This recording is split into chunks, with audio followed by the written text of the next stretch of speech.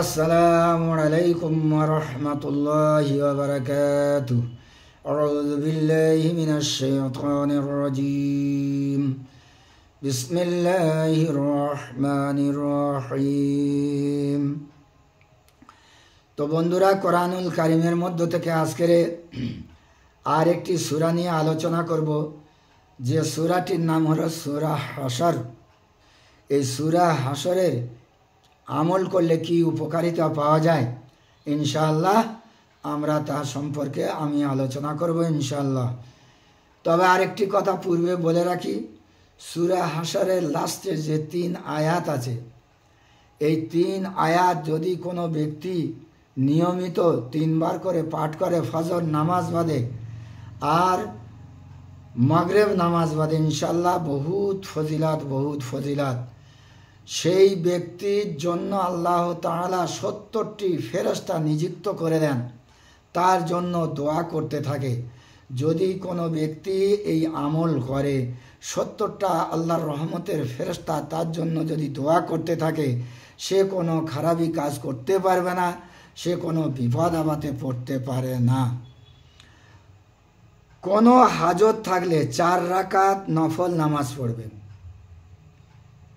প্রত্যেক রাকাতে সূরা হাশর পড়বেন, আল্লাহর রহমতে হাজত পূরণ হয়ে যাবে। কোনো হাজত থাকলে 4 রাকাত নফল নামাজ পড়বেন, প্রত্যেক রাকাতে সূরা হাশর পাঠ করতে হবে, পূর্ণাঙ্গটা, 3 আয়াত না, এটা পূর্ণাঙ্গ সূরা হাশর পাঠ করবেন, ইনশাআল্লাহ হাজত পূরণ হয়ে যাবে।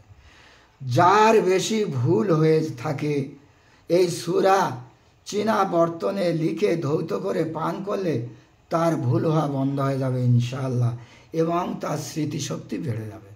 অনেকের স্মৃতিশক্তি, মেধাশক্তি খুব কম, ভুলে যায়।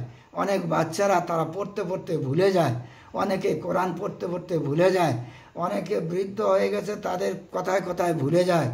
তাহলে চীনা বর্তনে এই সূরাটি লিখে ধৌত করে যদি সে পান করে, আস্তে আস্তে আল্লাহ তাআলা তার স্মরণ শক্তি বৃদ্ধি করে দেবে এবং সে ভুলে যাবে না। যেটা পড়বে বা যেটা প্রয়োজন কারোর বলতে গিয়ে ভুলে যায়, সেগুলো ইনশাআল্লাহ আর হবে না।